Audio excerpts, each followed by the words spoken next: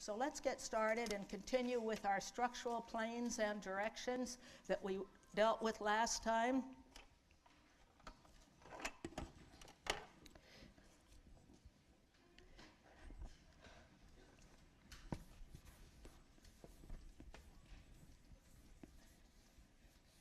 Just a few more terms to define structural planes and directions, because we'll be using these terms all the time talking about the relationships of one structure to another. So today I want to talk about anterior. These are very simple. Posterior, dorsal, ventral. Let me turn these the other way so that they go with the one above. This is ventral and dorsal. So we'll show how these were derived so you know why they're used the way they are. If we take the human, of course we have two legs, animals, four. So if we look at the human,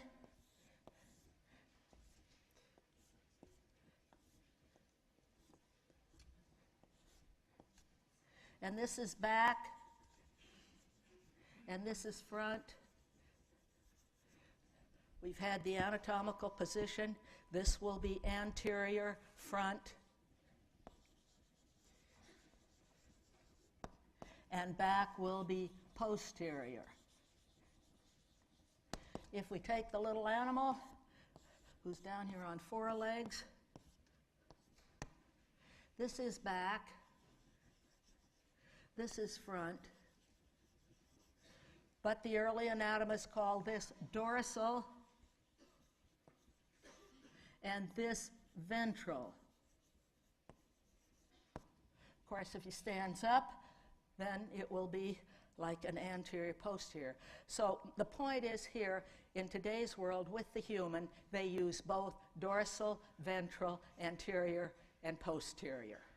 So I just wanted you to be familiar, because we get into the nervous system and you use these interchangeably because that's just the way things are now.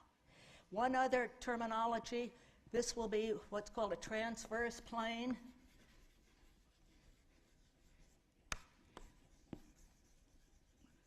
So if I have my individual,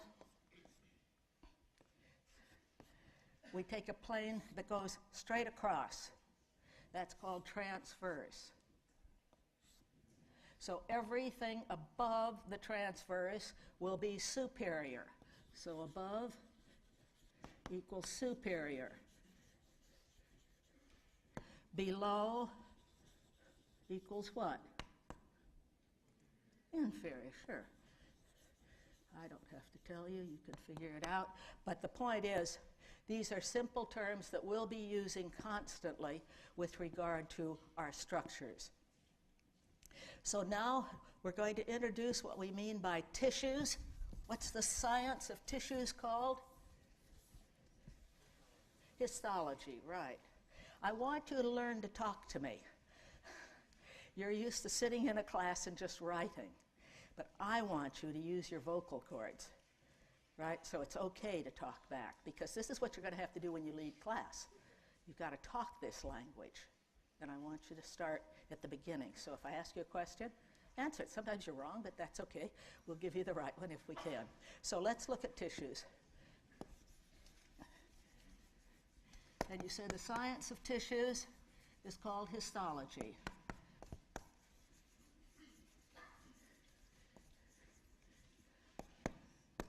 So what's a tissue?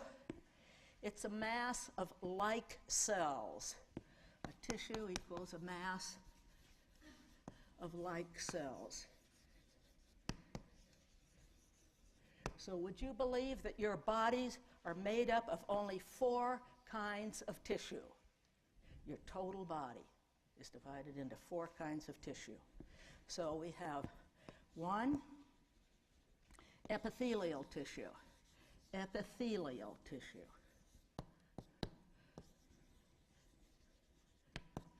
2, connective tissue. Connective tissue.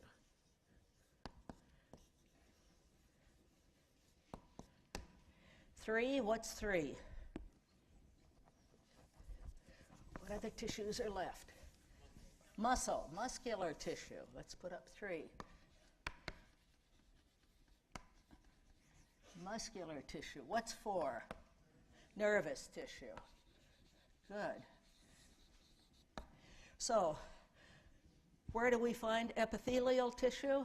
This is very general because we fill all this in with detail. But find epithelial, it covers the body.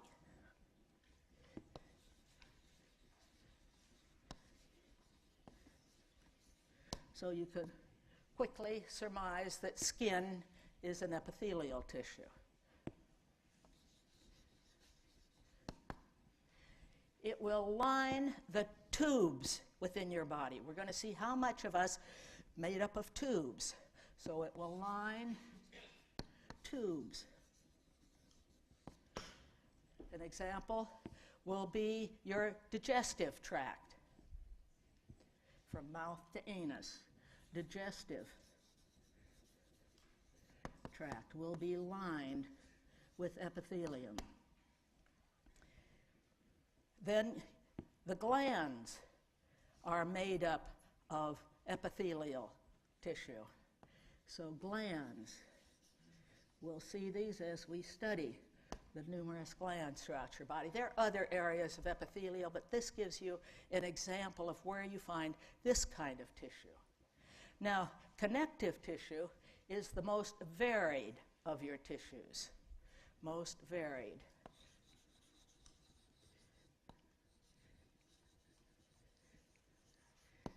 Connective tissue is characterized by cells, fibers, and a matrix. Cells, fibers, and a matrix. Only word you perhaps don't know there will be matrix. What is matrix? It's the intercellular substance. The intercellular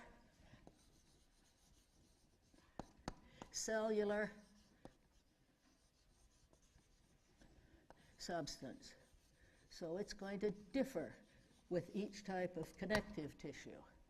So what will we find for our connective tissues? Examples? Bones. Bones are a connective tissue. Cartilage. Cartilage.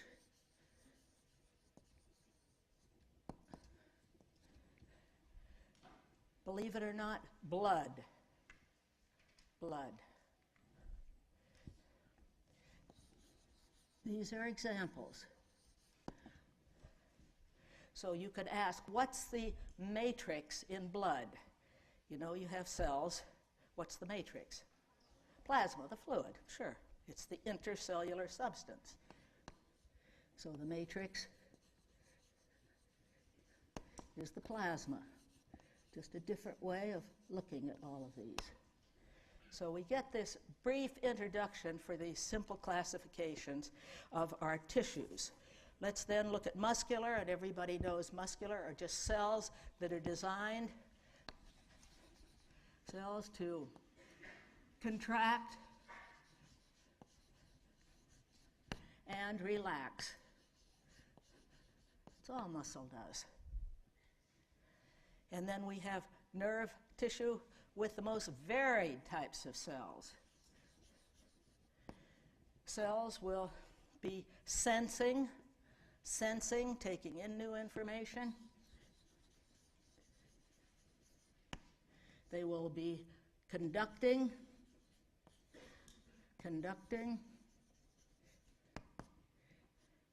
and they will be storing.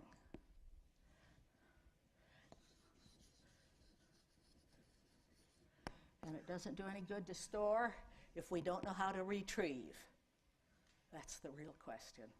How do we retrieve information? retrieving. So these are very complex, phenomenal cells, our nerve cells. So this gives us a brief outline of just these 4 types of tissues make up this whole phenomenal body.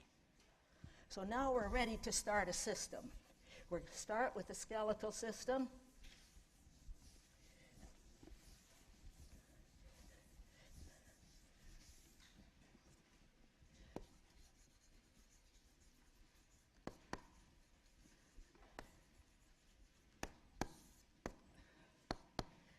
So what's the science of bones called? I hear mumbles, but nothing clear. Osteology. Osteology. Science of bones. Osteology. We just finished saying that bones are a connective tissue, so we know we're going to have cells, fibers, and a matrix. We will learn details of these later. Right now, we're just introducing the system. What makes the matrix differ from other tissues? It has calcium in it, right? So the matrix has calcium. The compound which forms the matrix is called a hydroxyapatite. The matrix equals a hydroxyapatite.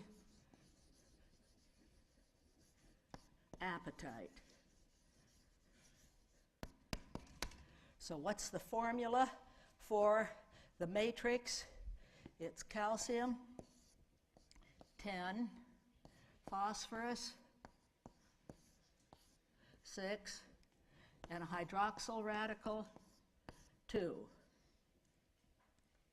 That compound is the matrix of your bones. So let's look then. I see I skipped too fast to go to the skeletal system. I was anxious to get here today. So we'll finish this and then we'll come back to cells. I apologize. It's just, that's the way it went today. So why do we have bones? What are the purposes of bones?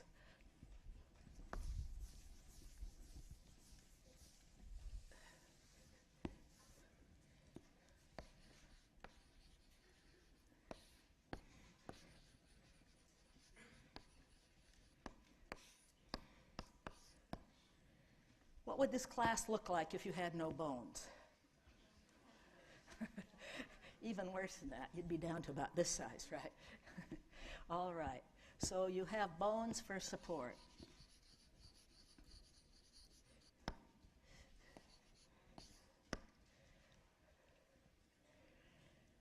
You have bones which will help you move, motion. So for muscle attachment.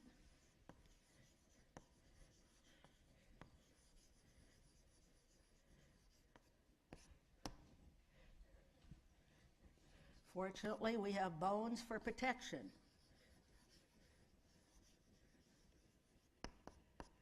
Obvious examples, skull protecting the brain, right?